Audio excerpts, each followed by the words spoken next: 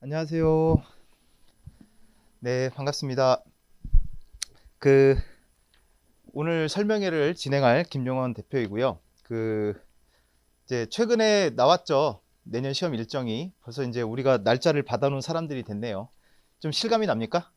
이제 시험이 다가오고 있다라는 게 아직 안 나요? 지금 한 190일 남았나? 시험이 조금 작년에 비해서는 조금 뒤로 좀 밀려지긴 했죠. 1, 2주 정도는. 뭐 그렇다고 해서 크게 차이가 있는 건 아니고. 그래서 이제 2차 모의고사는 다 알다시피 6개월 정도가 진행이 되고 어떻게 보면 되게 긴 레이스예요. 그래서 그 부분에 대해서 좀 기대도 있고 아니면 뭐 걱정도 있고 하실 텐데 오늘 잘 좀 들으시고 그리고 뭐 지금까지는 약간 생각한 것처럼 잘 흘러오지 않았다 하더라도 뭐 6개월 이상은 아직 시간이 남아 있으니까 그 안에 좀 보완할 수 있는 기회는 분명히 있을 거니까 너무 낙담하지 마시고요. 그래서 오늘 좀 설명을 드릴 내용은 이제 2차 이제 모의고사와 관련된 내용들인데 오늘 그 합격자 중에 지난번 설명회 때 왜 14개월 유예로 합격하신 분이 있고 10개월인데 동차로 합격하신 없겠지 밖에 변태 같은 분들이 있어요. 저도 처음에 그거를 딱 통계자를 보고 아 이건 뻥이다. 이건 분명히 뻥이다라고 생각해가지고 뒷조사를 해봤단 말이에요. 근데 맞아. 우리 학원 홈페이지에 가입한 날, 그다음에 패스클럽 다 알죠? 패스클럽 수강한 날 보니까 진짜 14개월, 10개월이 맞더라고요. 그래서 그런 분들은 어떻게 공부했을까 궁금하지 않아요? 그래서 오늘 그 14개월 유예로 붙으신 분, 그분 모셨고, 그 다음에 이제 사유예로 이제 붙으신 좀 공부 기간에 차이가 나는 분들이 있을 거 아니에요. 그래서 그분들이 각각 모의고사를 어떻게 준비해 왔는지 좀 오늘 좀 얘기 좀 해달라고 좀 오늘 모셨거든요. 그래서 그런 분들한테 또 얘기도 듣고 하면 도움이 좀 많이 되실 겁니다. 자, 그 11월 달에 했던 그 설명회에서는 10월 달이었겠죠? 그때는 그 합격자 통계가 이제 그 설문 접수가 다 안 들어온 시기여가지고 제대로 된 통계가 없었는데 일단은 이제 그게 다 완성이 됐으니까 그걸 좀 설명을 먼저 드릴게요. 일단 요거는 1차 시험 통계입니다. 그래서 올해 1차 합격자는 지금 중요한 게 어디 있냐? 예, 559명이 합격을 했어요. 그래서 이 559명이 내년에 이제 2차 유예로 이제 시험을 볼 여러분들이 이제 경쟁자로 보시면 되겠죠. 그래서 제가 볼 때는 559명에다가 그 다음에 이제 내년에 이제 1차를 붙고 동차로 또 시험 보실 분들이 있겠죠. 이제 뭐 3동차라든가 이런 분들까지 하면은 한 7, 800명이 실제 경쟁자가 되지 않을까. 그게 좀 생각을 하고 있습니다. 자, 그래서 이것은 뭐 올해 뭐 시험과 관련된 뭐 합격자 현황이고 통계인데 뭐 크게 뭐 의미는 없으니까 넘어갈게요. 자, 이제 거의 90명한테 다 그 설문지를 받아갖고 이제 거의 완성이 된 내용입니다. 그래서 전체 올해 합격자 38개 합격자들의 평균 연령은 28.35세, 35세, 28.35세고, 그 다음에 이제 남녀 성비를 보면은 뭐 56%, 44%, 그 정도 비율은 계속 유지가 되는 것 같습니다. 그래서 남성이 50명, 여성이 40명. 그다음에 연령대 비율이 20대가 되게 많죠. 이제 65%, 30대가 34%. 그래서 40대는 이제 없습니다. 예, 없었고. 그 다음에 유해가 66%, 그 다음에 동차가 34%. 그러니까 이거는 뭐 다들 아시겠지만 유해로 시험 보는 게 훨씬 더 유리하죠, 당연히. 그죠? 예.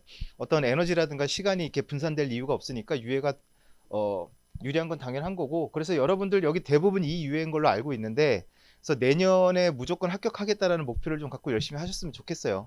네. 그 어떤 친구들을 보면은 뭐 관사는 뭐 3년차, 4년차는 공부를 해야 된다라고 많이 하지만 여기 한번 수험 기간 한번 보세요. 그 평균 전체 수험 기간은 38개월로 나오긴 하는데 지금 보시면은 24개월 미만이 전체 비중에 보면 48개월 이상, 물론 많이 장수생인데 이분들이 이제 25명으로 제일 많지만 24개월 미만이면 뭐 이 유예들로 볼 수 있겠죠. 근데 이 유예도 지금 보면은 22명이에요. 두 번째로 많아요. 그러니까 관사시험은 3년, 4년 공부하는 게 기본이다라는 말은 어떻게 보면 약간 변명일 수도 있는 거죠. 이 친구들을 설명할 수가 없잖아요. 그러면 22명은. 무슨 이해되셨어요? 그래서 여러분들도 기회가 충분히 있으니까 일단은 좀 포기하지 마시라는 얘기를 좀 드리고 싶고, 그리고 이제 동차생 같은 경우도 보시면 동차생은 거의 다 좀 수험 기간이 좀 길죠. 36개월, 48개월 정도 지금 공부하고 있고, 여기 보시면 아까 말씀드렸던 동차생은 10개월, 유예생은 14개월. 이게 이제 올해 최단 공부 기간이고, 그다음 밑에 보시면은 올해 정말 인간 승리로 합격하신 분이 있습니다. 최장 공부 기록을 갖고 있는 분이 96개월이에요. 그럼 거의 8년인가요? 딱 8년 정도 하신 건가? 그죠? 예. 벌써 그 사이에 대통령이 2번을 바뀌었겠다, 그죠? 공부할 때. 네, 그런 것 같습니다. 그 다음에 이제 올해 합격자들 과목별 평균 점수. 제가 뭐 누누이 말씀을 드리지만 90명을 뽑는 상대평가죠, 우리 2차 시험은. 그래서 점수는 사실은 크게 의미는 없어요. 왜냐하면 매년 그 평가하시는 교수님들의 성향에 따라서 점수가 후하게 나올 때도 있고 짜게 나올 때도 있어요. 그래서 꽈락만 넘고 그 다음에 90등 안에만 들면 합격을 하는 게 우리 시험이기 때문에 점수는 큰 의미는 두지 마시고, 다만 잘 보시면 올해 같은 경우는 관세법이 굉장히 좀 점수가 후해요. 그죠? 예, 그래서 거의 평균이 80점에 육박을 해요. 굉장히 후한 교수님이셨고, 그 다음에 좀 점수를 짜게 주신 과목이 관세평가 48점. 그래서 원래 지금까지 봤을 때 전반적으로 보면 관세법하고 무역실무가 전통적으로는 점수가 좀 짠 과목이었어요. 그러니까 되게 신기한 게 뭐냐면 관세법하고 무역실무는 1차 때부터 공부를 해왔단 말이에요. 되게 익숙해요. 그리고 뭔가 쓰라고 그러면 쓸 것도 되게 많아요. 하여튼 뭔가 많이 써요. 그런데 막상 점수를 받으면 점수가 잘 안 나오는 과목. 반면에 HS는 되게, 여러분 지금 어때요? 편해요? 어려워요? 똑같아요? HS라는 아이는 점점 보면 볼수록 어때? 좋아지고 있어? 아니면 혐오가 되고 있어? 그러니까 이게 공부를 하면서 HS가 점점점 그나마 좀 쉬워진다, 편해진다, 이거는 제대로 가고 있는 거고, 그다음에 공부를 점점점 하면 할수록 관세법, 무역실무가 이건 너무 어떻게 해야 될지 모르겠다, 더 어려워지는 것 같다라고 생각이 드는 게 그게 맞는 방향이에요. 근데 뒤로 가면 갈수록 HS가 계속 어렵고 관세법, 무역실무는 너무 쉬워라고 생각하면 그건 뭔가 잘못 생각하고 있는 거예요. 이건 확실해요. 예. 그래서 이 부분은 여러분들이 다시 한번 좀 생각을 해보시고, 그 HS라는 게 좀 자신은 없지만 막상 뭐 쓰면 점수는 웬만큼 잘 나오는 게 HS 과목이었어요, 사실. 근데 올해는 관세법이 너무 점수가 좋았고, 얼마 전에도 이제 상담받았던 분이 이제 올해 2차를 처음 가서 본 거죠. 1차 합격하고 시험 삼아 가서 봤는데 관세법을 뭐 거의 50점 가까이 맞았다고 되게 좋아하시더라고요. 근데 제가 그 얘기도 해드렸어요. 1차 시험 보고 2차를 바로 봤는데 어떤 친구가 뭐 몇 개 쓰지도 못했는데 점수가 45점이 나왔다고 되게 좋아하더라고요. 했대요, 본인 스스로. 근데 공부를 열심히 해서 이후에로 2차 시험 보러 갔는데 실제 진짜 시험에서는 42점인가 나왔대. 오히려 점수가 떨어진 거예요. 어떻게 이럴 수 있냐고 라고 하는데, 관세사 시험이 그게 그래요. 그래서 이 부분은 점수는 그냥 그렇구나 라고 생각하시면 되고, 자, 전체 평균은 60점 정도였는데 밑에 보시면은 커트라인이죠. 합격자 커트라인이 의외로 낮아요. 54.5점이에요. 네. 그래서 점수는 너무 연연히 하지 마시고 등수가 좀 중요하다, 이렇게 보시면 될 것 같고, 자, 이제 거의 응답을 다 해주셨어요. 87명 중에. 그래서 90명 중에 87명이 응답을 해주셔가지고 학교별로 나오는데 경희대하고 외대가 6명씩 배출을 했습니다. 뭐 거의 이제 쌍두마차인 것 같아요. 그 다음에 숭실대도 여전히 꾸준하게 계속 많은 인원을 배출하고 있고, 그래서 인하대하고 숭실대가 5명씩 배출을 했고, 그 다음에 건국대, 고려대, 동국대, 중앙대에서 4명씩 이렇게 나왔고요. 그 다음에 연세대, 이화여대가 3명씩. 이제 고대, 연대도 좀 많이 보이네요. 옛날엔 잘 안 했었는데 이 친구들이. 그 다음에 영남대, 가천대, 강원대 뭐 2명씩 쭉 나와 있습니다. 그리고 이제 점점 글로벌화되는 관세사인 것 같아요. 난징대, 세네카 컬리지, 요코하마 국립대, 조지 브라운 컬리지 등등등 유학파도 꽤 많이 있는 것 같아요. 자, 됐습니다. 넘어가겠습니다. 그 원래 저희가 합격을 하게 되면 그 학교마다 좀 다른데 뭐죠? 옛날에 사법시험, 회계사, 뭐 세무사까지는 과나 이런 데 고시반에서 플랜카드를 걸어준대요. 관세사가 됐단 말이죠. 그래서 관세사 플랜카드 걸어주세요 그랬더니 그게 뭐임? 학교에서. 그래가지고 되게 섰다고 하는 친구들이 있어서 예전에는 야, 내가 달아줄게 해가지고 저희 학원에서 달아준 적이 있어요. 근데 지금은 코로나 때문에 그것도 못하게 한다 하더라고요. 근데 내년이면 좀 풀리지 않을까? 혹시 여러분들 뭐 원하면 얘기해. 그 마을 입구에도 달아줄게. 다 달아줄게. 지방에 있는 분들 왜 무슨 네 마을버스 쓰는 데 있잖아. 거기에 왜 이렇게 나무 큰 거 붙어있고 그 버스 쓰는데 거기다 세워줄게. 누구네 집 몇째 딸, 몇째 아들 합격했시오 이러면서 다 붙여줄 테니까 합격만 하세요. 합격만. 자, 그래서 이제 본론에 들어가기 앞서서 이제 올해 합격하신 38기 관세사분들 모시고 얘기 들어볼 건데, 먼저 여기 유예 14개월로 합격하신 이시영 관세사부터 좀 모시고 얘기를 좀 들어볼게요. 좀 박수 좀 크게 쳐주시고 해주시기 바랍니다. 들어오면 잠시만요. 네, 안녕하세요. 저는 38기 이시영 관세사라고 하고요. 저는 작년 4월에 준비해서 올해 유예로 합격을 하게 되었습니다.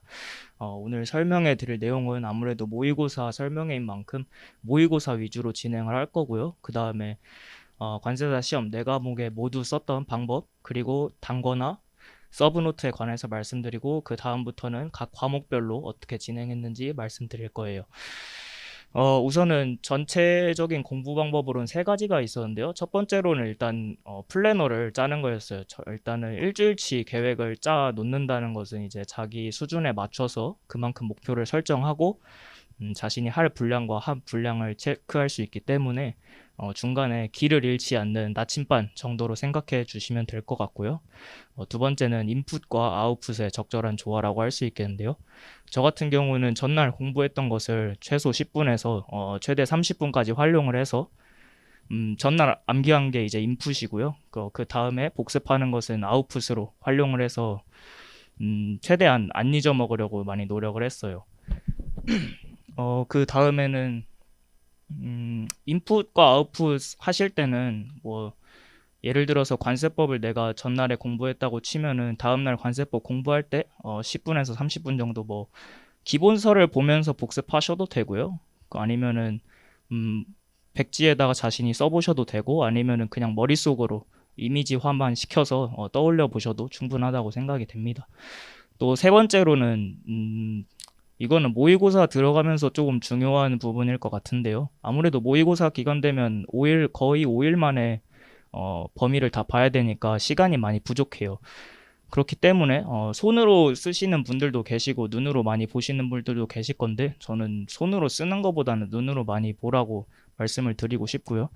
그 다음에 뭐 100번 양보해도 뭐 8분의 1 범위까지는 손으로 써도 충분히 외울 수 있다고 생각이 되는데, 그 이후부터는 범위가 너무 많아지면서 손으로 쓰게 되면은 손만 아프고 효율도 많이 좋지 않기 때문에 눈으로 많이 보면서 익히는 것을 추천을 드립니다. 그 다음으로는 단권화랑 서브노트 관해서 말씀드리고 싶은데요. 우선은 4과목 모두 단권화는 기본적으로 하셔야 되는 게 맞고요. 서브노트는 만드셔도 되고 안 만드셔도 상관은 없어요. 근데 서브노트라고 해도 뭐 거창한 것도 아니고 뭐 책에 있는 내용을 요약하는 것도 아니거든요. 일단은 저는 관세법 같은 경우는 목차 노트를 만들긴 했는데 결과적으로 보면 저한테 그렇게 도움은 되지 않았고요. 강의 시간에 강사님이 그냥 목차 노트 만들면 좋을 것 같다 하셔서 만들었는데 그렇게 필요 없어서 어떻게 활용했냐면, 그냥 아까 말씀드린 것처럼 관세법 복습할 때 목차만 보면서 책의 이미지를 떠올리려고 그런 방법으로만 이용을 했고요. 관세율표 같은 경우에는 저는 다 1류부터 97류까지 주규정, 호해, 뭐 용어 다 앞글자 따서 공부했기 때문에 앞글자만 딴 또 서브 노트가 있었어요. 그 다음에 관세 평가 같은 경우는 그래도 이거는 꼭 서브 노트 만드셨으면 좋겠는 게, 관세 평가 같은 경우는 법, 뭐 시행령, 시행규칙, 고시 다 유기적으로 연계해서 외워야 되니까 그냥 그 법령만 따로 빼놓은 서브노트가 있었거든요. 예를 들어서 뭐 30조 1항 하면은 그 밑에 시행령 17조 써놓고 뭐 고시 15조 이렇게 써놓는 식으로 서브노트를 만들었습니다. 또 무역 실무 같은 경우에는 협약 부분은 제외하고 기타 부분은 다 책에 있는 목차를 따로 목차 노트를 만들어서 책에 있는 목차만 다 목차를 잡았고요. 이거는 이후에 설명드리겠지만 좀 모의고사에서 볼 때 많이 중요했던 것 같아요. 그 다음으로는 이제 관세법부터 말씀드릴 건데, 그 전에 이제 모의고사 시작이 이제 시즌이 시작이 되잖아요. 저는 8분의 1 범위가 가장 중요하다고 생각이 되고요. 이 모의고사 8분의 1 범위가 이제 지금까지 암기했던 내용을 진짜 아웃풋 해볼 수 있는 기회고, 8분의 1 범위는 책의 세세한 내용까지 볼 수 있는 마지막 기회거든요. 그래서 8분의 1 범위 때 정말 열심히 하셨으면 좋겠고요. 이때 열심히 하시면 4분의 1 범위 이후부터는 범위가 늘어나도 뭐 다는 아니지만 8분의 1 범위 때 했던 게 어렴풋이 기억이 나서 8분의 1 범위를 진짜 잘 하셔야 된다고 말씀드리고 싶어요. 그리고 관세법 같은 경우에는 일단 서론이랑 결론은 안 썼고요. 뭐 예전만큼 논제를 주고 뭐 다양하게 풀어나가는 방식이 아니라서 그렇게 뭐 써야겠다는 필요성은 못 느꼈던 것 같아요. 뭐 근데 문제가 예전처럼 나오면 모르겠지만 요즘 보면은 그냥 문제에서 뭘 쓰라는지 정확하게 요구를 해서 서나 결은 안 쓰셔도 되고요. 또 모의고사를 보고 나서는 이제 모범 답안이랑 제가 썼던 답안을 비교해 보면서 빠뜨렸거나 틀렸던 부분은 기본서에 빨간 펜으로 밑줄 긋고 체크를 표시를 했고요. 이거는 이제 4분의 1 범위 이후에 또 볼 텐데 그때 이제 똑같은 실수를 하면 안 되니까 그런 이유에서 그렇게 했고요. 또 이번에 개정이 언제 될지는 모르는데 개정 내용은 꼭 갖고 가셨으면 좋겠어요. 지금까지 기출 문제를 보니까 개정 내용은 거의 50점짜리로 무조건 나오는 것 같더라고요. 그래서 개정 내용은 꼭 챙겨가셨으면 좋겠고요. 그리고 모의고사 때 기본서를 많이 볼 텐데 저는 시행령이랑 시행규칙 같은 경우는 형광펜으로 테두리를 따로 쳐놨거든요. 가끔 이제 문제를 보시다 보면 이게 법을 쓰라는 건지 시행령을 쓰라는 건지 아니면 둘 다 쓰라는 건지 헷갈릴 때가 있거든요. 그래서 그때는 이제 문제를 보시고 어느 정도 분량이다 맞춰서 쓰려고 그렇게 시행령이랑 시행규칙은 따로 표시를 해두었고요. 환특법 같은 경우도 뭐 10점짜리지만 그래도 분량이 관세법에 비해서 많이 적고 이해가 근데 뭐 환특법 보시다 보면 이해 안 되는 분들도 많을 텐데 이해가 안 되는 부분은 이해를 안 하시면 돼요. 이해를 하지 않고 그냥 암기하시면 되고요.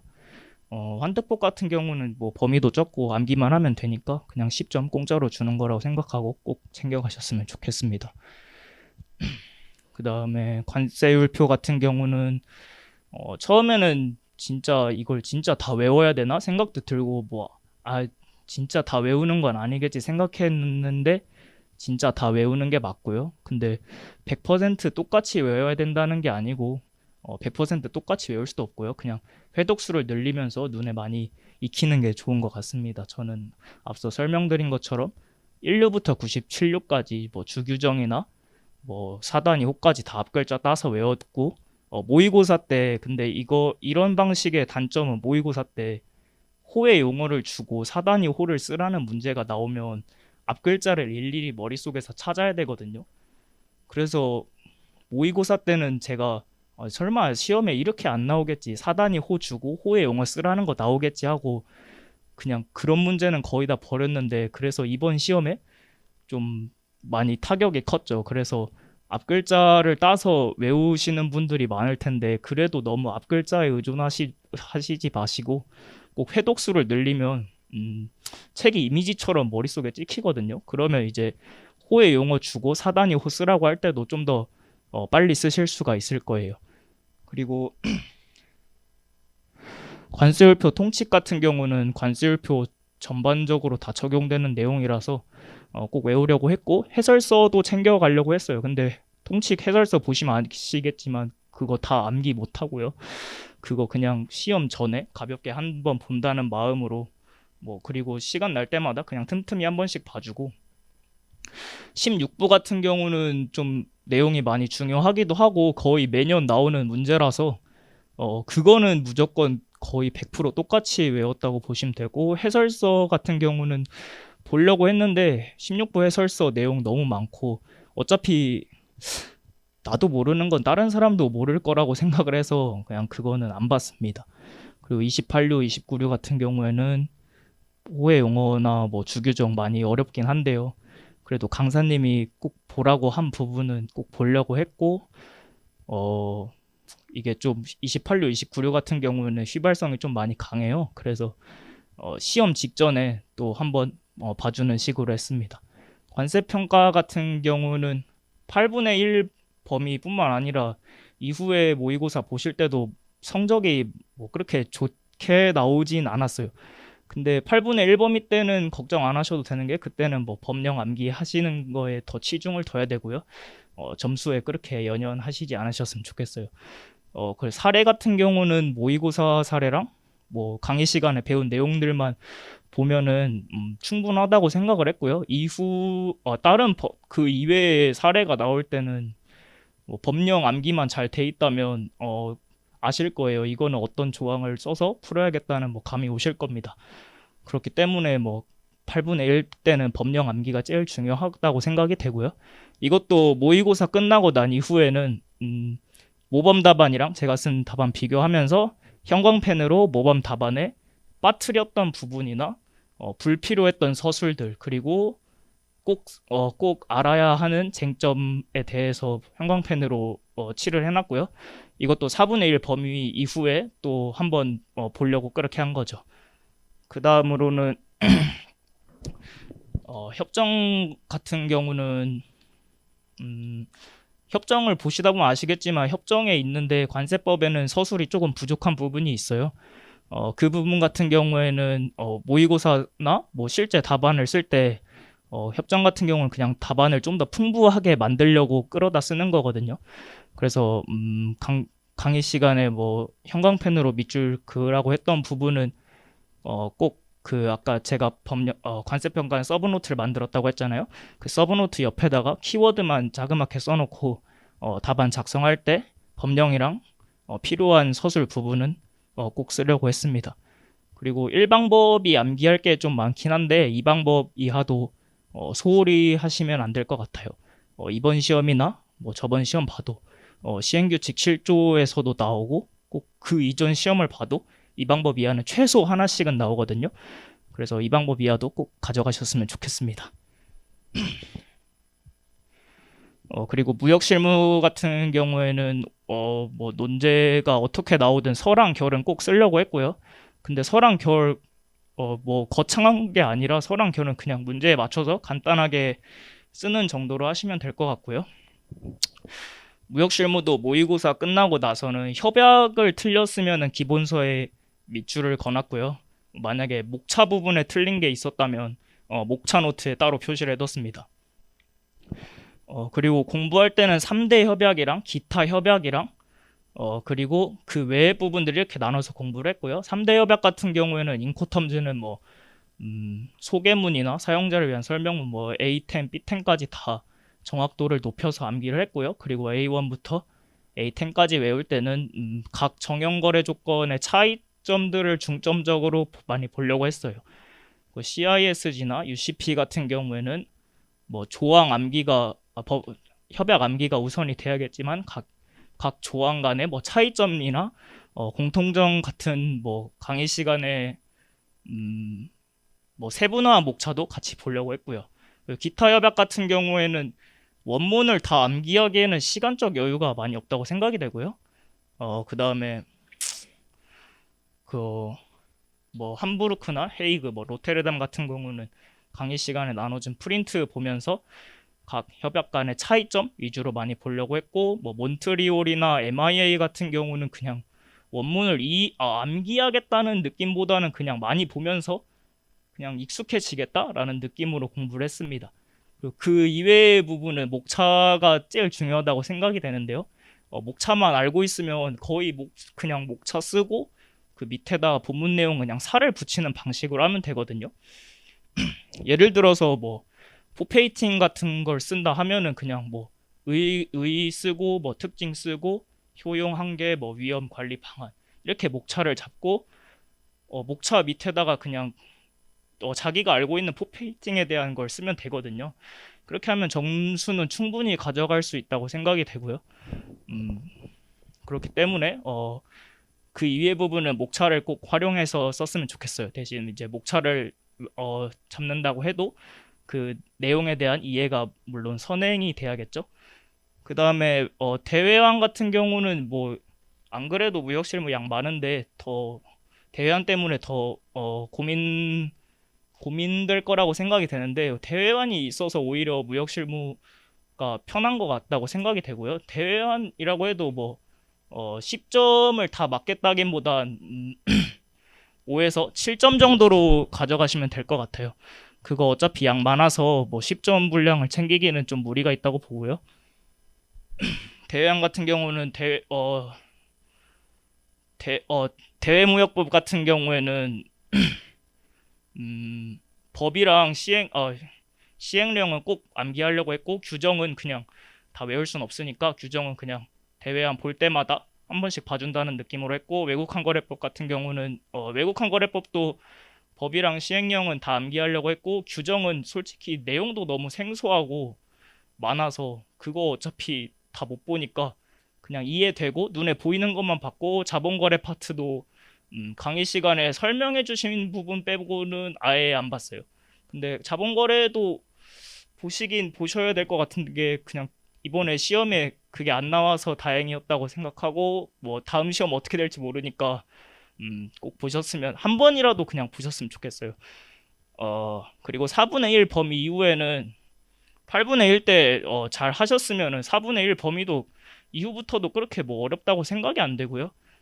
나중 가면 전범위도 5일 안에 뭐 2회도까지도 가능하니까 8분의 1 범위 때 꼭 열심히 하셨으면 좋겠어요. 그리고 4분의 1 범위 이후부터는 8분의 1 때 틀렸던 것들 그리고 잘 안 외워지는 부분은 인덱스를 활용해서 책에 붙여놨고요. 이거는 인덱스를 붙여놓으면 시험 직전에 가서도 또 한 번 빠르게 볼 수가 있거든요.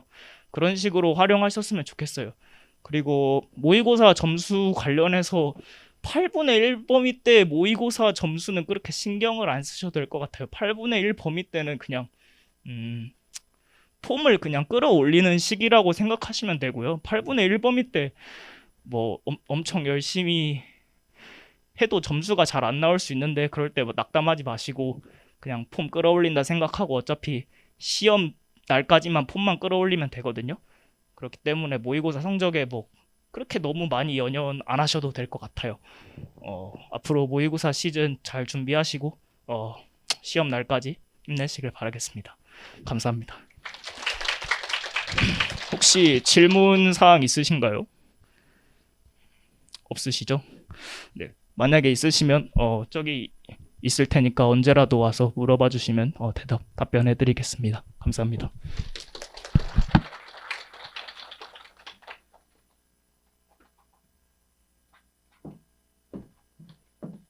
다음은 이정화 관세사님 모시도록 하겠습니다. 들어오세요.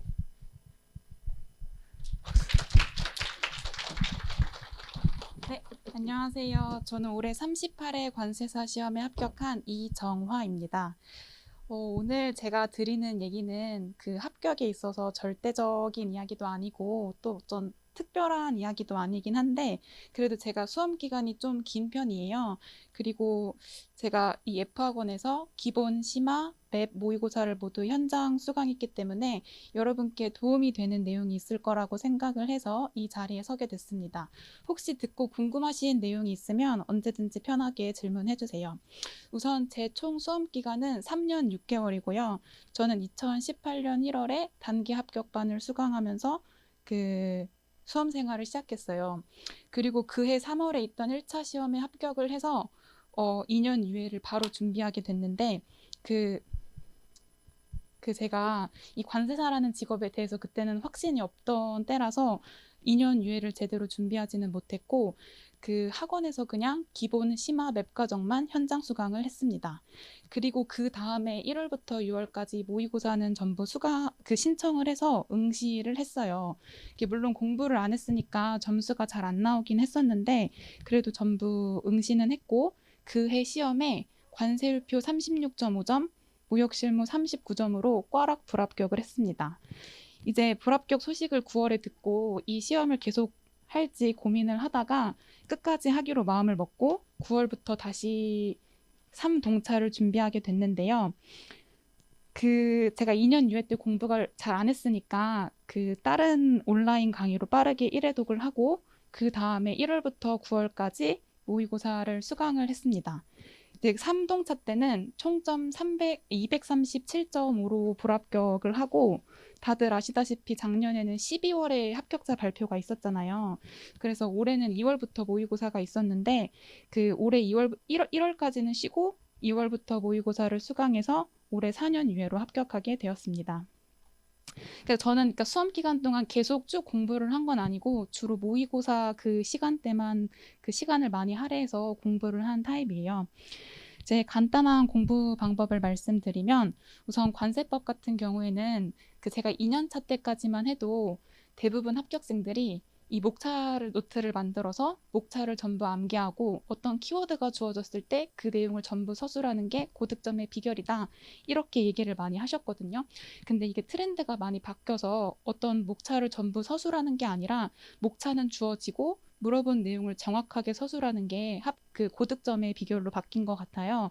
그래서 목차를 어느 정도 이해하는 게 관세법 전반을 이해하는 데 도움은 되지만 물어본 내용을 정확하게 서술하시는 연습을 모의고사를 통해서 꼭 하셨으면 좋겠습니다. 또 바뀐 트렌드 중에 하나가 요즘에는 이제 지역적인 부분이 많이 나오잖아요. 그 올해도 대통령령에 있는 보세사의 직무를 쓰는 문제가 나왔어요. 저 같은 경우에는 반관, 계좌, 경기 이렇게 앞자를 따서 그 시험에 그 내용을 적었는데 그 9점이 배점이 됐어요. 그러니까 이런 지역적인 부분을 챙기는 게 좀 부담스러우실 수 있는데 암기하는 게 어렵지 않고 또 배점이 높기 때문에 그 모두 챙겨가시는 거를 추천드립니다. 환특법의 경우에는 대부분 수험생들이 모두 포기하지 않는데 이게 내용이 어렵거든요. 실무적으로도 엄청 어려울 것 같아요. 근데 수험적으로는 양이 적고 또 암기하는 게 어렵지 않습니다. 그렇기 때문에 일정한 양을 정해놓고 그 부분을 달달달 암기해서 준비해 가셨으면 좋겠어요. 그 다음 이제 관세율표는 여기 계신 대부분 수험생들이 암기 과목이라고 생각을 하실 테고 또 저도 암기 과목이라고 생각을 하는데 이게 어느 정도 이해가 바탕이 돼야지 그 암기한 내용이 오래 가기도 하고 또 암기의 효율성을 챙길 수 있는 것 같아요. 또 타류와의 관계를 이해하는 게 중요하잖아요. 그렇기 때문에 이해를 어느 정도 하셔야 하는데 어느 정도 이해를 하냐? 제 개인적인 생각에는 개인적인 학습 시간에는 무조건 암기. 그 다음에 기본이랑 심화, 맵 과정에서 들은 그 내용만으로 이해하는 게 충분하다고 생각합니다. 그리고 관세율표는 꼭 앞자를 따서 외우시는 걸 추천드려요. 제가 3동차 때 암기에 자신이 있어서 그 앞자를 따지 않고 통암기를 했었는데 이게 막상 시험에 가니까 떨려서 중요한 단어를 누락한다던가 아니면 암기한 내용을 서술하는데 스피드가 안 난다던가 그런 문제가 있더라고요. 그래서 꼭 앞자를 따서 다외독하시기를 바랍니다. 또 2차 네 과목이 사실 모두 암기 과목이잖아요. 근데 이 과목마다 암기의 정확도를 좀 다르게 하셔서 공부를 해야 돼요. 예를 들어 관세율표는 저는 암기의 정확도를 한 90%에 맞춰서 암기를 하려고 노력했고 무역실무의 3대 협약 같은 경우에는 전부 암기를 하되 한 정확도를 60%에 맞춰서 암기를 하려고 했던 것 같아요. 여러분들도 공부할 때 관세율표만큼은 정확도를 좀 높여서 공부하시는 것을 추천드립니다. 관세평가는 크게 예습이랑 강의평가 활용이라고 말씀을 드리고 싶은데 여기 계신 분들은 이제 모의고사를 준비하시니까 예습의 단계는 지난 것 같고 모의고사를 정말 진지하게 임하셨으면 좋겠어요. 그 의외로 진지하게 임하지 않는 분들이 꽤 있는데 그 정해진 시간 내에 지문을 읽고 그 다음에 관세평가 쟁점을 찾고 그 다음에 그거랑 관련된 법령 등을 기술하고 이거를 하시고 이제 강의평가를 보시면서 내 판단이 틀린 부분을 비교하면서 학습을 하시면 관세평가는 모의고사 기간에 큰 시간 투자 없이도 좋은 점수를 받을 수 있는 과목인 것 같습니다. 또 아시다시피 관세평가는 범위가 굉장히 좁잖아요. 법이랑 대통령령, 규칙, 고시는 정확하게 암기하는 게 중요합니다. 또 관세평가는 제가 유일하게 그 서브노트를 만든 과목인데 우선은 타이핑으로 법 제30조 1항 이렇게 쓰시고 그거랑 관련된 대통령령 그 다음에 규칙, 고시 이렇게 서술을 하시고 그 아래에 우리나라 법령과 또 협약의 다른 부분을 추가하시고 그 아래 이제 맵 과정에서 받으신 마스터 자료에 있는 핵심 키워드를 추가하세요. 그리고 이제 모의고사를 계속 보시면서 틀렸던 내용이라든가 아니면 새로웠던 내용 같은 거를 계속 추가하시면서 만드시면 되고 저는 이거를 A4 용지 한 25장 분량으로 만들었고 8분의 1 범위를 할 때 만들고 5, 6월 달에는 그 서브노트만 다외독을 했습니다. 무역실무는 지금까지도 이런 협약을 요약노트로 암기하실지 아니면 본문 그대로 암기하실지 고민을 많이 하고 계실 것 같은데 제 생각에는 3대 협약은 그냥 암기를 하는 게 맞는 것 같아요. 그 CISG랑 UCP 600은 모의고사 8분의 1 범위 때 조금 고생을 하시면 5, 6월 달에 완벽하게 암기하실 수 있습니다. 그리고 인코텀즈 2020 같은 경우에는 암기하기 조금 까다롭긴 한데 그래도 암기하실 수 있어요. 저는 올해 50점짜리를 인코텀즈로 예상해서 그 소개문 1항부터 77항까지 A1, B1부터 A10, B10까지 전부 암기를 했어요. 올해 50점짜리로 안 나오고 10점짜리로 나왔는데 저는 우선 시점 배점은 다 받았거든요. 근데 이렇게 10점짜리에서 10점 배점을 다 받고 대무역법이나 외국환 거래법에서 점수를 일정만큼 받으면 이게 꽈락할 일이 별로 없어요. 그렇기 때문에 3대 협약은 늘 나오니까 그 나오는 배점을 다 받기 위해서 정확히 암기하는 게 중요하다. 이렇게 생각을 합니다. 그리고 실무는 따로 막 자료를 찾거나 범위를 넓히진 않았고 기본 심화 맵 과정에서 사용한 자료를 최대순 관세사님의 요약노트에 단권화를 해서 그 내용만 암기를 했습니다. 대무역법과 외국환 거래법은 꼭 반드시 하셔야 하는데 이게 내용이 어려우니까 약간 어떻게 하실지 고민하시는 분들이 많은 것 같아요. 근데 이거는 양이 적고 내용이 굉장히 명료해요. 예를 들어서 누구한테 허가를 받는다, 누구한테 신고한다 이런 거기 때문에 수험적으로는 그렇게 어렵지 않은 것 같아요.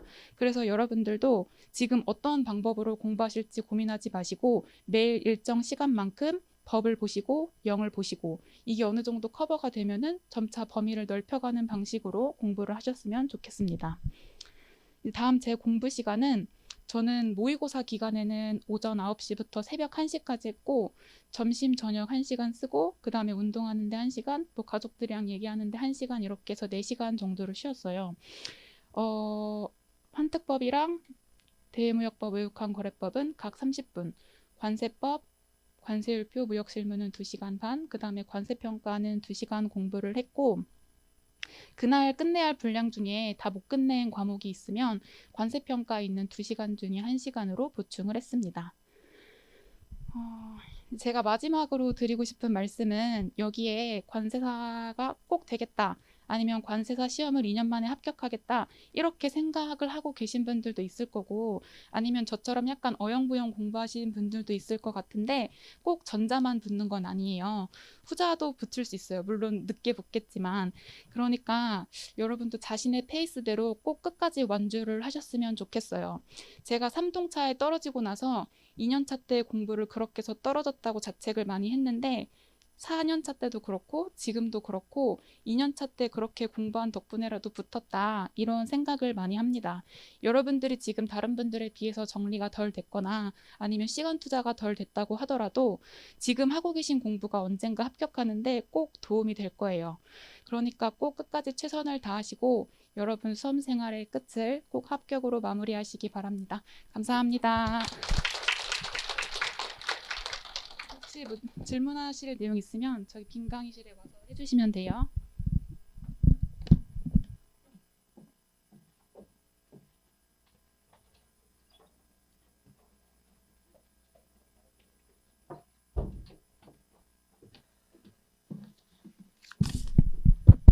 잘 들으셨습니까? 어쩜 이렇게 다들 말들도 잘하고 그죠? 근데 공부 방법은 진짜 정답이 없는 것 같아요. 그죠? 누구는 앞글자 따라고 하고 누구는 따지 말라고 뭐 어쩌라고 막 이럴 텐데. 근데 그런 것들이 여러분들 사실 정답이 없는 건 맞고 다 해봐야 돼요. 이 방법도 써보고 저 방법도 써보고 나한테 맞는 방법을 찾아가는 게 사실은 수험 생활이기 때문에 뭐 어떤 정답이 꼭 있다라는 강박관념을 갖는 것보다는 다양하게 좀 시도를 해보는 게 좋고 그걸 해볼 수 있는 게 이제 1, 2월 달 8분의 1 진도 때는 이제 그런 걸 한번 테스트를 한번 해보는 시기라고 보시면 될 것 같아요. 자, 이제 좀 본격적인 얘기를 좀 하도록 하겠습니다. 자, 일단은 저희 모의고사는 6개월간 진행이 되는데 뭐 다들 아시겠지만 1, 2월 달에는 단원별로 이제 8분의 1 진도로 해가지고 나가고 뭐 그 과목별 진도표는 여러분들 오늘 유인물에 다 있을 거예요. 그래서 시험 범위가 8분의 1씩 있고 그 범위 내에서 이제 시험이 이제 진행이 되는 거고 그다음에 이제 3월로 넘어가게 되면 이제 4분의 1 진도가 됩니다. 월별로 주별로 그렇게 해서 지금 뭐 2달에 한 회독, 한 달에 한 회독 그다음에 4월로 넘어가게 되면 이제 주별 2분의 1 회독 그러니까 2분의 1 진도로 이제 범위로 이제 시험이 되는데 제가 볼 때는 많이 봐줘도 3월이에요. 4분의 1 진도 그 주에 모의고사를 위해서 내가 뭔가 준비할 수 있는 이미 이제 2분의 1 범위로 넘어가게 되면 해당 모의고사를 위해서 내가 뭔가 할 수 있는 시기가 아니죠. 어떻게 반을 다 공부를 하겠어요? 못 하겠죠? 그래서 여러분들이 앞으로 이제 계획을 짜실 때는 일단은 1, 2월 달하고 3월 달까지는 그 주의 모의고사에 맞게끔 이제 그 자기의 진도를 맞춰서 가는 걸 이제 추천을 드리고 이제 4월부터는 이제 모의고사는 모의고사인 거고 나는 이제 6월까지 시험 전까지 어떤 과정을 거쳐서 공부하겠다. 그 계획대로 나는 그냥 공부하는 거예요. 왜냐면 이제 모의고사를 위해서 내가 딱히 할 수 있는 게 없으니까 범위가 많아지게 되면 무슨 말 이해되셨죠? 그렇게 해서 좀 이제 공부를 하시면 될 것 같고 다만 이제 여기 이제 빨간색으로 되어 있는데 관세 평가는 이제 13주차부터 이제 전범위 시험으로 들어갑니다. 그렇게 좀 알고 계시면 될 것 같아요. 자, 그리고 그 말씀을 안 드렸는데 참 현재 여러분들이 하고 있는 계획상 하고 있는 공부 과정이 있죠. 스케줄이 있죠. 그거를 모의고사 이제 시작 전까지는 어떻게든 끝내야 돼요. 여러분, 모의고사 시작이 됐는데 나는 지금 내 공부 다 끝내지 못해서 그걸 계속 붙잡고 있다. 이거는 별로 좋은 현상은 아니기 때문에 다만 하던 거를 그냥 마무리 못하고 넘어가기보다는 일단 어떻게든 끝내세요. 무슨 말 이해되셨죠? 그래서 뭐 끝까지 다 보려면은 이 정도의 어떤 깊이로 공부하자면 시간이 모자랄 것 같다. 그럼 깊이를 좀 낮춰서라도 일단은 다 끝내놓고 일회독을 다 끝내놓고 모의고사는 또 새로운 마음으로 시작하는 걸 추천을 드립니다. 그렇게 하세요. 자, 그래서 저희 이제 학원의 모의고사 운영 컨셉은 실제 저희 학원의 모의고사 석차가 실제 시험의 석차로 가게끔 그런 컨셉으로 저희가 이제 모의고사를 운영을 하고 있고 뭐 다들 아시겠지만 저희 학원 모의고사가 뭐 대부분 많은 학생들이 이제 응시를 하다 보니까 아무래도 이제 상대평가에서는 표본이 많은 데서의 석차가 조금 더 그죠? 신빙성이 좀 높겠죠. 그래서 그런 것들이 이제 나오고 있고 뭐 합격자도 많이 나오고 있고요. 6년 연속 수석 합격자도 나오고 있고 그래서 여러분들이 일단 저희 학원에서 모의고사를 보시게 되면 나의 위치를 어느 정도 판단할 수 있다. 근데 이게 좋은 것도 있고 나쁜 것도 있어요. 유해생들은 초반에 1, 2월 달에 성적이 좋게 나올까요? 나쁘게 나올까요? 힘들 거예요, 아마. 그러면은 모의고사 석차가 실제 시험 석차라고 그랬는데 난 안 되나 봐. 이렇게 생각을 하시는 분들이 있어요. 근데 1, 2월 달을 말하는 게 아니라 6개월 전체를 봤을 때 얘기해요. 그래서 여러분들 요건 좀 이따 설명을 드리고 그 유해생들은 1, 2월, 3월까지는 그냥 공부한다라고 생각하세요. 나의 모의고사는 4월부터다라고 생각하세요. 왜냐하면 여러분이 절대로 지금 뭔 짓을 해도 3년차, 4년차 그 장수생들을 이길 수 없어요. 무슨 말인지 이해돼? 그거는 인정을 해야 돼, 우리가. 그러면 8분의 1 진도 1, 2월 달에는 나는 이게 이제 나의 마지막 회독이구나 라고 생각을 하시면서 좀 그 범위 내에서 좀 더 공부하고 외우고 그런 시간으로 가져야지 당장 모의고사 때 내가 높은 점수를 받겠다? 라는 욕심은 좀 버리란 얘기예요. 왜냐하면 그거는 좀 힘들거든. 이해되셨죠? 그래서 2년차 유엔대도 합격하는 친구들을 보면 1, 2, 3월 달에는 석차가 좀 당연히 안 좋아요. 그런데 이제 그 과정을 잘 하신 분들은 4월부터 석차가 이렇게 올라가요. 그래서 6월 달 때쯤 되면은 이제 거의 이제 상위권 30등 안에 들어오는 그런 친구들 2년차 유예들 꽤 많고 그런 친구들이 이제 합격을 한다고 보시면 될 것 같아요. 오케이, 우리는 슬로우 스타터다 생각을 하시면 됩니다. 자, 그래서 요거 이제 작년 기준이긴 한데 6개월 동안 모의고사 저희가 석차를 냈을 때 30등 안에 들었던 친구들, 그 친구들의 83%가 합격을 한 거예요. 그러니까 6개월 평균 모의고사 석차가 실제 시험에도 그대로 반영된다는 얘기죠. 확률이 올라가는 거죠. 그 다음에 이제 50등까지로 확대를 해보면 71%, 그 다음에 100등으로 보면은 54%. 그러니까 100등 안에서는 뭐 한 반 조금 넘는 정도만 붙나 보시면 될 것 같고 150등까지는 이제 점점 확률은 좀 내려가겠죠. 그래서 일단은 한 50등 안에만 든다면 높은 확률로 이제 합격을 하는 거고 이걸 이제 점으로 이제 분포표를 그려보면 이제 이 등수가 내려오면 내려올수록 조금 이제 점이 좀 흐려지긴 하는데 그래도 나오긴 나옵니다. 여러분들. 그래서 일단 모의고사는 우리가 대부분의 유예생이니까 뭐 처음부터 뭔가 승부를 걸린다는 생각보다는 4월이 목표다라고 좀 생각하셨으면 좋겠어요. 뭐 얼마 전에도 상담을 받으러 어떤 친구가 또 왔었는데 안 외워진다고 자꾸 고민이 많다고 1월이 이제 모의고사가 코앞인데 난 어떡하냐 뭐 이런 친구들이 여러분도 비슷하죠? 아니야? 아무 생각 없어? 아니면 잘 외워져요? 그래서 그 친구들한테도 그분한테도 얘기했고 여러분들한테 말씀을 드리고 싶은 건 그 공부의 완성은 없다라는 거예요. 이 정도면 다 됐어, 충분해, 나는 이 상태로 시험 보러 가야지 라고 해서 시험 보러 가는 친구는 한 명도 없다라는 거죠. 다 불안해하면서 그냥 내일이 시험이면 오늘까지 공부한 거 들고 그냥 들어가는 거예요. 무슨 느낌인지 알겠어요? 예, 완성되는 건 없다라는 것만큼 명심하시고 끝까지 이제 붙들고 있는 친구가 한두 줄 더 쓰겠죠. 그럼 그 친구가 붙는 거예요, 사실은. 그래서 여러분들 너무 목표를 완벽에 가까운 목표를 잡으면 자기만 스트레스 받는다는 거 잊으면 안 돼요. 자, 그래서 요거는 뭐 다른 또 관련된 통계인데 아무래도 여러분들 뭐 여러분들은 나중에 느끼시겠지만 1월 달에는 꽉꽉 차요. 모의고사가 되게 많아요. 근데 이제 점점 회차가 늘어날수록 예, 이제 포기하거나 뭐 드랍하는 친구들이 조금씩 생기기 시작하면서 6월 달로 가면은 예, 좀 많이 좀 빠져나가긴 해요. 그래서 최종 끝까지 남아서 답안지를 제출하는 친구들 중에 이제 34명이 합격을 했고, 그러니까 그게 되게 중요하다는 거죠, 뭐. 그 다음에 마지막 6개월 60등 이내 6월에 석자 30등 이내 합격자가 32명 나왔고, 그래서 뭐 우편 모의고사도 꽤 많이 나왔던 것 같아요. 작년에는 우편 모의고사가 코로나 때문에 어쩔 수 없이 했는데, 물론 올해도 있긴 합니다만, 웬만하면 지방 모의고사를 하든 아니면 서울에 오시든 간에 2차 모의고사는 직접 와서 옆에서 시간 관리 받으면서 쓰는 게 좋습니다. 우편은 아무래도 혼자서 하기 쉽지가 않으니까요. 그리고 저희가 뭐 좀 이따 나오겠지만 매달 성적 장학금을 드려요. 제 상위 석차 10% 학생들에게. 그래서 장학금을 5회 이상 수령한 사람이 7명인데 그중에 5명이 합격을 했어요. 그럼 되게 높은 거죠, 확률이. 그죠? 그리고 성적 장학금 한 번이라도 받았던 분들이 45명이 합격을 했고, 참고로 장학금은 웬만하면 제가 드려요. 얼굴 다 보고 이렇게 축하한다고 이렇게 해주고. 예, 별로 그러지 마요. 얼굴 보고 싶어가지고 공부 잘하고 하니까, 열심히 하니까. 자, 그래서 월별 석차 20등 이내 한 번이라도 들었던 분들은 32명이 합격을 하셨고, 자, 그래서 모의고사 석차가 곧 실제 시험에 영향을 준다라는 건 자명한데, 유해생들한테는 1, 2월 달로 그걸 판단하지는 말아라.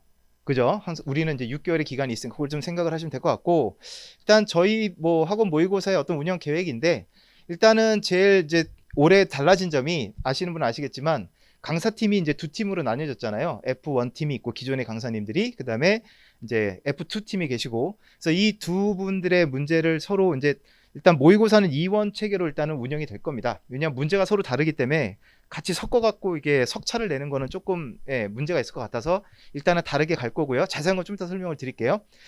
그래서 요거는 넘어가고, 구체적으로 이제 말씀을 드리면, 그래서 F1, F2 강사진 출제위원 2트랙 선택 옵션이다. 그래서 모의고사는 한 트랙을 따라가도록 지금 제가 세팅을 해놨고, 다만 다른 쪽 반의 문제가 조금 궁금할 수도 있고 하니까 이제 한 4월 달부터는 이제 한 달에 한 번 정도는 서로 크로스해서 시험 볼 수 있게끔 그렇게 해서 되어 있으니까, 여러분들은 그러면 이제 두 팀의 강사님들의 문제를 다 볼 수가 있는 거고, 자, 그리고 여기 이제 그 내용이 여기 나와 있어요. 그래서 2분의 1 범위하고 전 범위 때는 이제 주기적으로 서로 바꿔서 시험 볼 수 있게끔 할 거고, 원하시는 분들한테는 그 다른 분들의 그 문제 같은 거 궁금하실 수 있잖아요. 그래서 받아가실 수 있게끔 조치를 해 드릴 거니까 걱정하지 않으셔도 되고, 그리고 뭐 3인의 특별한 강사진의 멘토링 서비스 이렇게 되어 있는데, 뭐 어느 정도 뭐 소문은 난 것 같긴 한데, 좀 웬만큼 꽤 유명하신 강사님들인데 그분들이 이제 저희 학원으로 올 것 같아요. 조만간. 조만간. 그래서 지금 공개적으로 실명은 공개를 못하고 그쪽하고 뭐 계약 관계가 좀 있어서, 그래서 그거가 마무리되면 내년 초쯤에는 이제 오셔가지고, 당장 모의고사 문제 출제는 힘들 것 같아서 일단은 멘토링을 별도로 진행을 하고 특강 같은 걸 진행을 하고, 뭐 가능하면은 뭐 마지막쯤에는 한번 뭐 문제를 또 내실 수도 있게끔 좀 조치를 하려고 하고 있습니다. 그러면은 거의 세 팀의 문제를 볼 수가 있는 거예요, 여러분들은. 되게 좋겠다. 근데 문제 많이 모으면 좋아? 이게 뭐 드래곤볼인가? 그건 아니잖아. 그 자료에 집착하는 분들이 꼭 있어요. 저도 그랬어요. 자료는 다 모으고 싶어. 일단 욕심이 나니까 막 이렇게 쌓아놔요. 근데 중요한 건 뭐예요? 쌓아놓는 게 중요한 게 아니라 중요한 건 그걸 봐야 되잖아요. 왜 그러나 몰라. 저도 그랬어요. 학생 때는 일단 닥치는데, 야 줘봐, 야 복수해줘, 막 모아놨는데 보질 않아요. 참. 아무튼 그래도 없는 것보단 나니까. 그리고 이제 여기 네 번째 보시면, 예전에는 이제 작년까지는 그 첨삭해주는 38개 관세사들이 이제 첨삭만 해주고 했었는데, 뭐 멘토를 하긴 했지만 뭐 자기가 채점하는 과목에 대해서만 이제 좀 멘토를 좀 했단 말이죠. 뭐 학생 입장에서 현피라고 표현하는 게 맞나? 난 잘 썼는데 왜 점수 이거밖에 안 줘? 얼굴 좀 보자. 이러고 만나고 따지러 온 친구들이 있어, 분명히. 나는 이거 5점이라 생각했는데 2점 넌 나와봐. 이러고 만나는 경우도 있긴 했는데, 이제는 이제 그런 식이 아니라 단임제로 운영을 할 거예요. 그래서 여러분이 이제 신청을 하시면, 모의고사 신청을 하고 멘토링 신청을 하시면 이제 잘 비율을 맞춰가지고, 왜냐면 이거는 또 그 멘토분하고 또 지역적으로도 가까워야 만날 수 있는 기회가 좀 있고 하기 때문에, 그래서 좀 약간 이렇게 그룹을 해서 한 10명 정도로 해가지고 그분들이 이제 직접적으로 이제 계속적으로 멘토링을 해주시는 그런 방식으로 좀 갈 거고, 관리를 좀 할 거고, 그리고 제가 지금 생각하는 건 뭐냐면, 그 멘토와 그 같은 반에 있는 분들이 한 팀이 돼서 월별로 이제 성취도를 측정하는 거예요. 그러니까 성취도라는 건 절대적인 점수가 아니라, 왜냐하면 3동차 사유예가 너무 유리하잖아요. 그러면 그래서 전달보다 얼마나 많은 성적이 올랐느냐라고 해가지고 포상도 하는, 예, 뭐 동남아 여행권 그건 좀 힘들고, 아무튼 예, 상품도 좀 준비를 하고 있습니다. 열심히 좀 하셨으면 좋겠어요. 그리고 이제 자기가 쓴 답안지를 복사할 수 있는, 예, 서비스도 제공을 해드리고 있고, 왜냐하면 답안지 내고 가잖아요. 그거 알아요? 열심히 막 썼어요. 하루 종일. 딱 한 3, 4일만 지나면 기억이 안 나요. 내가 답안지에 뭐라고 썼는지 진짜 신기하게 기억이 안 난다. 그래가지고 이제 답안지를 내놓고 이제 이번 문제가 어떻게 썼지를 복기를 해보고 싶은데 답안지를 내버렸잖아요. 그러니까 없잖아. 그래서 되게 힘들거든요. 그게. 근데 되게 신기해. 정말 기억이 안 나요. 그래서 요거를, 예, 원하시는 분들은 좀 해가세요. 예. 자, 그 다음에 성적우수 장학생은 아까도 말씀드렸죠. 10% 상위 10% 내에서 이제 장학금을 드릴 거고, 이제 지역 모의고사 대전, 대구, 부산 이렇게 진행을 할 건데, 너무 인원이 적으면 그때는 좀 다른 방법도 좀 생각을 하려고 합니다. 최소한 10명 이상은 모여야 될 거라 생각을 해요. 그래서 혹시 여기 지역 모의고사 생각하시는 분 있나요? 여긴 없으시겠구나. 부산은 꽤 되는데 대전, 대구는 지금 아직까지는 잘 모르겠습니다. 일단은 신청을 좀 받아보고 판단을 하도록 할 거고, 지역 모의고사에서도 합격자가 굉장히 많이 나옵니다. 실제로는 비율로 보면. 자, 그리고 이거는 코로나 때 작년에 거의 뭐 집합금지 명령이 내려졌을 때는 이제 온라인 모의고사를 필수적으로 하려고 이제 했는데, 물론 올해도 이제 계속 가긴 갈 거예요. 가는데 그 신청하실 분들은 거기 설명 나와 있는 대로 하시면 되고, 그러니까 간단하게 이거는 어떤 거냐면, 그러니까 시험 시간에 맞춰서 이제 시험을 다 보고 나서 그 답안지를 사진을 찍어갖고 학원에 업로드를 하는 건데, 이게 뭐 다른 거 뭐 컨닝할 수도 있잖아요. 그래서 그 시험 끝나면 업로드할 수 있는 시간이 5분에서 10분밖에 주어지지 않아요. 무슨 말 이해되셨죠? 사진 찍어서 업로드만 하면 바로 이제 마감이 돼버리는 거라, 뭐 그런 식으로 이제 진행이 되고, 첨삭도 그 PDF 파일상에 직접 첨삭자들이 해가지고 파일로 주고받는 방식이 온라인 모의고사다라고 생각하시면 될 것 같습니다. 그 다음에 여기 보면은 오픈북 제도라고 되어 있는데, 이거는 생각하기 나름인 것 같아요. 특히 이제 이유애들. 자, 되게 호기롭게 1회차 모의고사를 보러 왔는데, 모르겠어. 10점짜리 몇 개 꺼적거리고 나니까 못 쓰겠어. 그러면 남는 40분, 50분을 뭐 하고 있을 거예요? 가만히 아니면 옆에 사람 보고 있고, 잘 쓰시네요 이러면서 어떻게 하고 있을 거예요? 그러니까 그 시간을 그냥 보낼 거냐, 그러니까 어느 정도 짜내는 것도 한계가 있지. 그냥 4, 50분을 앉아서 그냥 올해 2차 시험장 가보셨죠? 어떻드나? 견딜만 하드나? 되게 힘들지 않았어요? 그러니까 그 시간을 그렇게 보내느니 차라리 오케이, 여기까지는 내가 할 수 있는 양이고, 그 다음은 내가 뭐를 기억을 못하고 있는지를 그 시간에 뭐든 활용해보는 게 낫지 않을까? 그래서 오픈북도 여러분들 유해생들은 적극적으로 활용을 하세요. 예. 왜냐면 그냥 멍 때리고 있는 것보단 낫잖아요. 그래서 이렇게 될 경우는 여러분들 당연히 그 학생의 답안지는 성적 집계할 때는 빠지는 게 맞겠죠? 그래서 그냥 자연스럽게 채권에서 보는 게 아니라, 저희는 항상 감독관이 계속 상주를 하고 있어요. 시험장마다. 그럼 감독관한테 손들어서 책 좀 보겠습니다 하고 이제, 예, 그 인원 체크하고 이제 보시면 돼요. 그게 이제 오픈북 제도입니다. 이해되셨죠? 그 다음에 담임제 멘토링은 아까 말씀을 드린 것처럼, 예, 딱 붙어갖고 담임 선생님처럼 이제 관리를 해드린다는 거고요. 근데 멘토링도 거의 뭐 1, 2월 달, 3월 달, 뭐 초창기에 약간 갈팡질팡할 때, 그때는 여러 가지 물어보고 싶은 게 많고 뭐 궁금한 것도 많은데, 한 4월 지나가게 되면 모의고사 벌써 3개월 치러봤잖아요, 내가. 그리고 내가 이렇게 하는 게 좀 잘 이어지고 내가 이 부분이 약하고 하는 게 어느 정도 보이기 때문에 한 4월 이상 지나가면은 멘토링 수요가 그렇게 많을 것 같진 않아요. 아무튼 초창기에 여러분들 최대한 많은 걸 물어보세요. 무슨 말인지 이해되셨죠? 자, 됐고, 요거는 온라인 모의고사인데, 여기 온라인 모의고사를 할 분들은 많지 않은 것 같아서 요거는 그냥 넘어가도록 하겠습니다. 자, 저희가 모의고사는 금, 토, 일 3일에 걸쳐서 지금 모의고사를 진행을 할 거고, 실제 시험이 토요일이다 보니 아무래도 토요일 날 좀 많이 하고 싶어 하시겠죠. 근데 토요일 날은 아마 오늘 뭐 접수 순서대로 접수를 받다 보니까 아마 마감이 될 수도 있을 것 같긴 한데, 일단은 최대한 받아들일 수 있는 쪽으로 일단 해볼게요. 그리고 뭐 시험 시간은 실제 시험하고 똑같고요. 다만 시험이 9시 반부터인데 막 9시 20분, 막 25분 이렇게 오시면 안 되겠죠. 다른 사람들한테 피해를 주니까 좀 9시까지는 좀 오셨으면 좋겠고, 그리고 F1, F2는 아니지만 F1의 경우라도 관세법은 출제 교수님이 구민혜 교수님이랑 임혜진 강사님 두 분이서 번갈아서 냅니다. 그러니까 실질적으로 관세법은 여러분이 접할 수 있는 강사님 문제지가 되게 많은 거예요.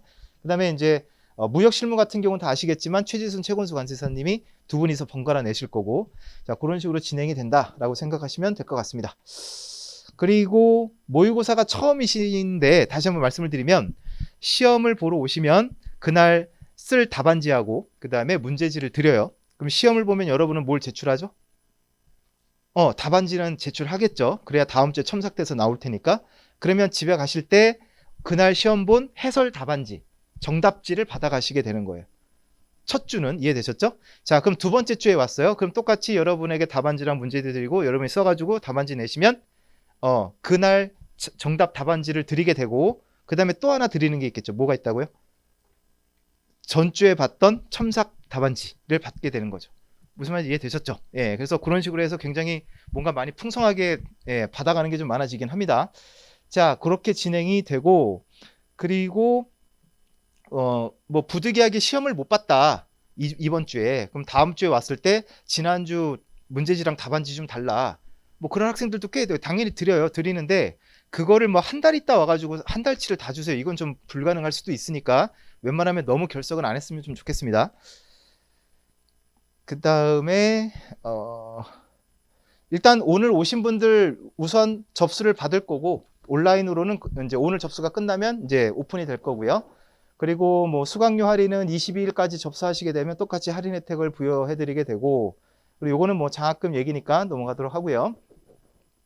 그다음에 지역 모의고사 부활 이렇게 되어 있는데, 일단은 오늘도 어제도 7,000명 넘게 나왔죠, 확진자가. 그래서 원래 저희는 지역 모의고사를 각 지역의 대학교의 강의실을 빌려 갖고 했어요. 그게 분위기도 좋고 좋으니까. 근데 이제 작년에는 이제 코로나가 막 이렇게 좀 활발할 때라 학교에서 그걸 불허했었고, 그러니까 내년 모의고사부터는 좀 될 것 같아 갖고 좀 컨택은 다 해놓은 상태거든요. 근데 이게 어떻게 될지 모르겠네요. 일단은 돌아가는 상황 봐가지고 일단은 지역 모의고사 할 수 있게끔 좀 조치를 취하도록 하겠습니다. 자, 그리고 여러분들이 이제 시험을 보시고 이제 집에 가면 이제 내 강의실에 들어가서 수강 중인 강의 모의고사 해서 이제 모의고사 회차별로 쭉 떠요. 이제 그거를 이제 클릭을 하시게 되면 본인의 이제 응시 번호가 있고 해당 월 시험 일정 나오고, 그 다음에 시험 봤던 점수하고 석차들이 쭉 나옵니다. 그러니까 나의 과목별 점수, 전체 점수, 석차, 평균 이런 것들이 다 나와요. 그래서 자기가 지금 어느 위치에 있는지 금방 알 수가 있을 거고, 그리고 이거 되게 중요한데, 모의고사를 보시고 집에 가시면 그 문제에 대해서 그 문제를 내신 강사님들이 강평이라고 해서 그 해설 강의를 한 30분에서 40분짜리 강의를 짧은 거를 올려드리거든요. 그럼 집에 가서 이제 그걸 보시면서 정리를 좀 하는 거예요, 복기를 하면서. 그런데 이 강의는 2주간만 서버에 올라가 있어요.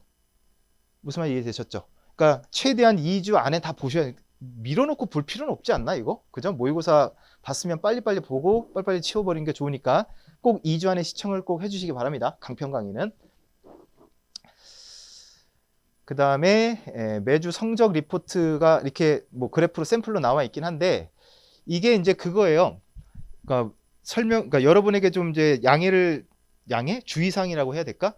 그 여러분이 토요일 날 시험지 답안지를 내고 가시면 토요일 날 첨삭하는 분들한테 그게 전달이 되고, 그 첨삭하는 분이 그걸 가져가서 첨삭하시면서 부분 점수랑 이런 점수를 그 홈페이지에다가 그분들이 직접 입력을 해요. 저희 홈페이지 잘 돼 있어요. 다 전산화돼 있어요. 그래서 그분들이 수기로 하는 게 아니라 첨삭을 하면서 여러분의 그 부분 점수 같은 걸 다 이렇게 매기거든요. 근데 그 첨삭하는 분들의 일정에 따라서 어떤 분은 화요일부터 올리는 분도 있고 어떤 분은 수요일, 목요일날 올리는 부분이 있을 거 아니에요. 그러면은 성격이 급한 분들은 막 수요일, 목요일 날 보고 왜 내 점수가, 왜 내 등수가 이 모양이냐 막 이렇게 따지시는 분들이 있긴, 왜 내 점수가 빵점이냐. 첨삭을 안 했으니까 아직. 무슨 말인지 이해되죠?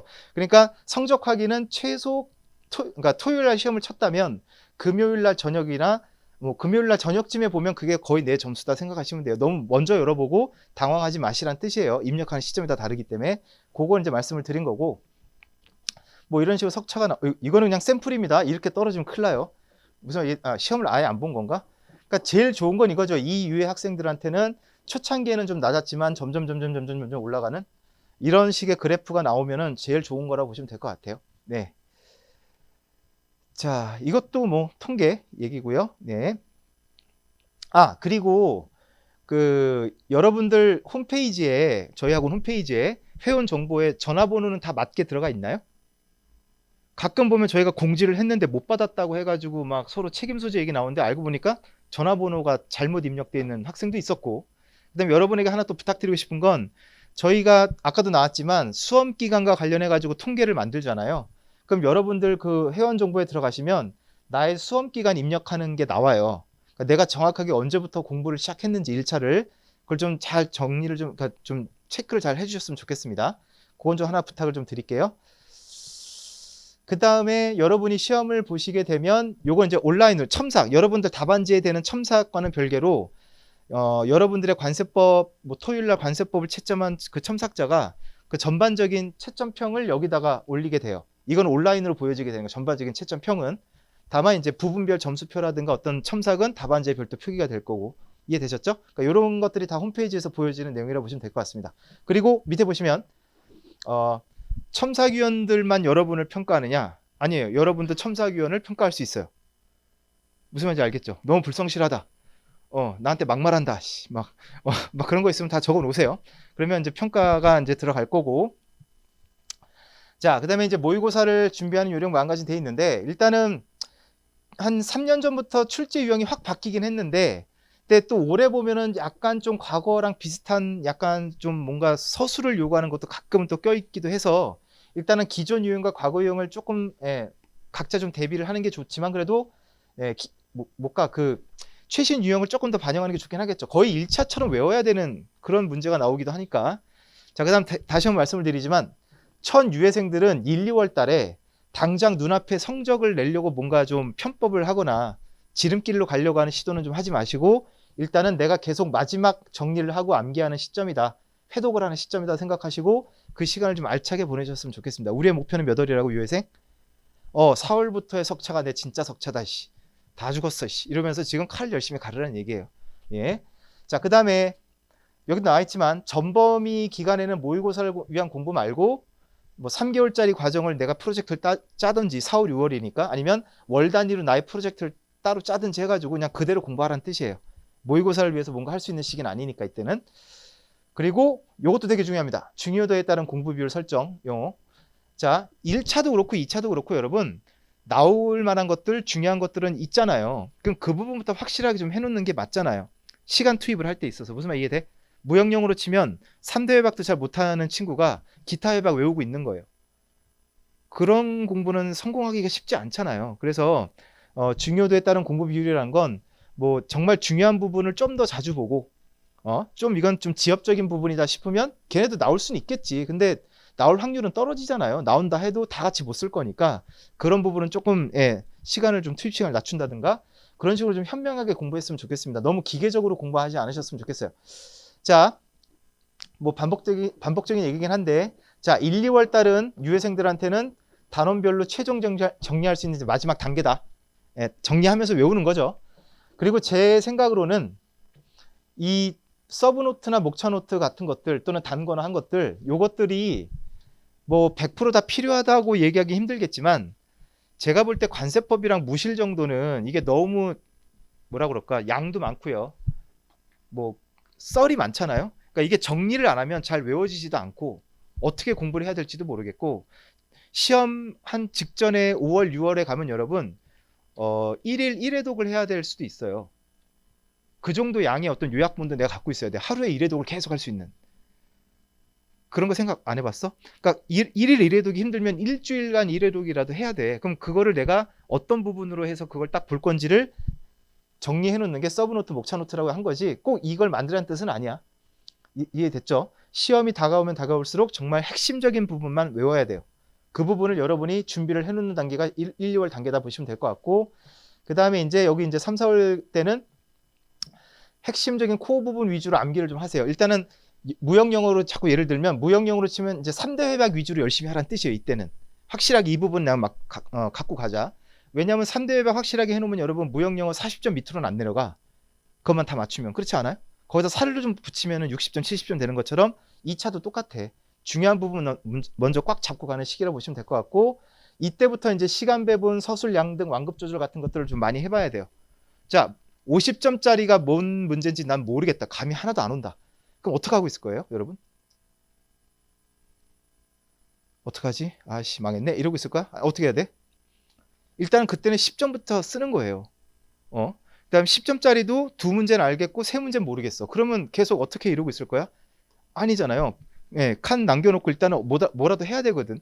그러니까 그런 연습들을 이때 좀 많이 해봐야 된다는 뜻이. 그래야 시험장 가서 당황을 하지 않아요. 네. 자, 뭐 됐습니다.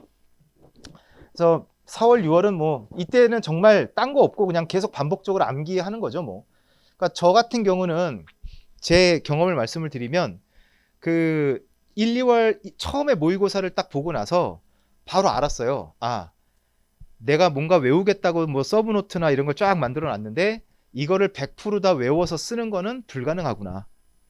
어차피 이건 불가능이다. 이걸 다 외워서 쓰는 거는 불가능이다. 물론 그렇게 노력을 할 수는 있겠지만 이거는 그렇게 스트레스 받을 문제는 아닌 것 같다는 생각이 들어서 거기서 양을 또 줄였어요. 정말 난 죽어도 이거는 꼭 외워야겠다. 그게 양이 어떻게 보면 되게 기본적인 것들인데, 그래서 그거를 과목별로 다 서브노트를 만들고, 뭐 제가 공부할 때 옛날이니까 지금처럼 HS 법령집도 없었을 때고 하니까 제가 다 스스로 만들어야 됐거든요. 만들어서 그걸 1일 1회독을 할 양으로 만들었어요. 그래서 4, 5, 6, 3월 달 동안 1일 1회독을 했어요. 매일 1회독. 모든 과목을. 무슨 말인지 이해돼? 그러면은 시험 막판에 몇 번을 본 거죠? 90번? 100번? 가까이 본 거죠? 그죠? 그럼 바보가 아닌 다음에야 그거 외워지지 않을까? 암기가 그때 빡 되더라고. 저는 1, 2월 달에 외워야지 뭐 이렇게 시간을 막 들여서 해봤지만 이게 잘 안 되다가 막판에 1일 1회독을 그죠? 90번을 딱 보고 나니까 그때부터는 막 꿈에도 나올 정도로 외워지더라고요. 제가 어떤 경험까지 했냐면 저는 50점짜리 문제 형태로 서브를 조금 좀 꼬았어요. 책을 그대로 목차를 따는 게 아니라 그냥 문제 형태로 내가 50점짜리 대충 만들어가지고 어차피 책이지만 50점짜리 문제로 생각하고 이게 쭉 이렇게 정리를 했는데 그거를 쭉 목차하고 키워드만 쓰면서 이렇게 다음 거 넘어갔는데 목차 키워드를 쓰고 있는데 3개월 차가 되니까 딴 생각을 하고 있는 거야. 무슨 느낌인지 알겠어요? 딴 생각을 하고 있는데 손은 기계적으로 쓰고 있더라고요, 그거를. 그러니까 사람이 그 정도까지 올라가게 돼요. 그래서 여러분들 1, 2월, 3월, 4월 달은 일단 그런 준비를 하는 단계고 이 마지막 3개월 동안 진짜 찐 암기를 하게 되는 시점이다 생각을 하세요. 지금 그래서 안 외워진다고 너무 스트레스 받지 않았으면 좋겠어요. 자, 요거는 뭐 접수 관련이고요. 그래서 아까 얘기한 말씀을 다 드렸고 여기 뭐 성적 할인 대상자라든가 아니면은 재수강 대상자 다 해당상 있으실 텐데 그분들은 여기 나와 있는 것처럼 이제 그 설명회 때 하고 이제 그 다음에 뭐 그 이후에 여기 할인 가격 다 나와 있고요. 일반 유예생들은 앞에 부분의 가격이고 참고로 작년보다 왜 비싸졌어요 이런 분들이 가끔 있는데 작년은 모의고사가 20회였고 올해는 늘었어요. 22회예요. 시간도 늘었잖아요. 그래서 횟수가 많아져서 올라간 거기 때문에 그건 좀 감안을 해 주시고요. 그래서 22일까지 접수를 하시면은 할인된 수강료로 접수를 하실 수가 있고요. 그 다음에 기본적으로는 6개월치인데 1, 2월씩 또 끊어서 할 수도 있긴 합니다. 근데 6개월 위주로 먼저 저희가 접수를 좀 받도록 할게요. 그래서 이거는 뭐 작년에 합격한 분들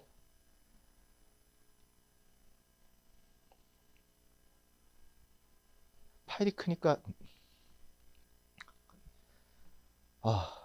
이때가 좋았는데 그죠? 그래서 이거는 이제 올해는 그래서 여러분 축하연 했어요.